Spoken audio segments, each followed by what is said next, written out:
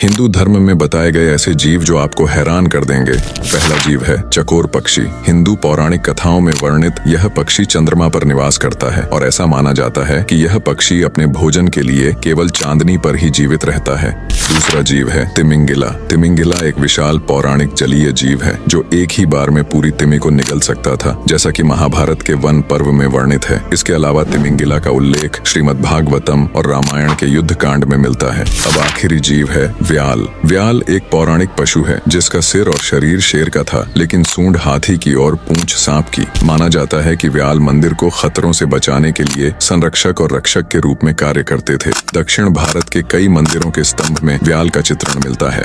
हिंदू धर्म में वर्णित इन अद्भुत प्राणियों के बारे में आप शायद ही जानते हैं। पहला जीव है किन्नर। हिंदू कथाओं के अनुसार इन जीवों का शरीर मनुष्य का और सिर घोड़े का, या फिर शरीर घोड़े का और सिर मनुष्य का था, लेकिन कई ग्रंथों में इन्हें अर्ध मानव और अर्ध पक्षी के रूप में भी वर्णित किया गया है। यह जीव मूल रूप से स्वर्ग के संगीतकार होते थे। अब दूसरा जीव है ऐरावत। देवराज इंद्र का वाहन ऐरावत की उत्पत्ति समुद्र मंथन से हुआ था, जो एक 3 सिर और 2 पंखों वाला एक विशालकाय सफेद हाथी था। ऐरावत अष्ट दिग्गजों में प्रधान है, जो अपने पंखों से घने बादलों का आह्वान भी कर सकता था।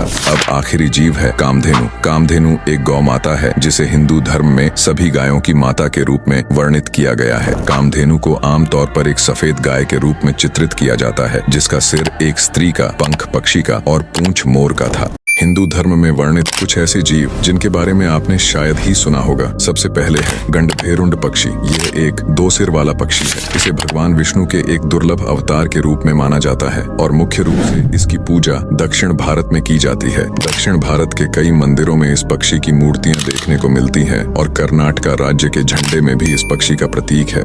दूसरा है मकर। हिंदू पौराणिक ग्रंथों में मकर को देवी गंगा का वाहन माना जाता है। मकर का मस्तक हाथी की सूंड की तरह और जबड़ा एक मगरमच्छ जैसा होता है, जबकि शरीर मछली की तरह है। अब अंत में है नवगुंजरा। इसका वर्णन केवल उड़िया महाभारत में है। यह अनोखा जीव कई प्राणियों का मिश्रण है, जिसमें मुर्गा, शेर, सांप, मोर, हाथी, बैल, हिरण, घोड़ा और मनुष्य शामिल हैं। उड़िया महाभारत के अनुसार जब अर्जुन वनवास में थे तो श्री कृष्ण ने इस रूप में अर्जुन को दर्शन दिया था। आप क्या ऐसे किसी जीव के बारे में जानते हैं? कमेंट में जरूर बताएं।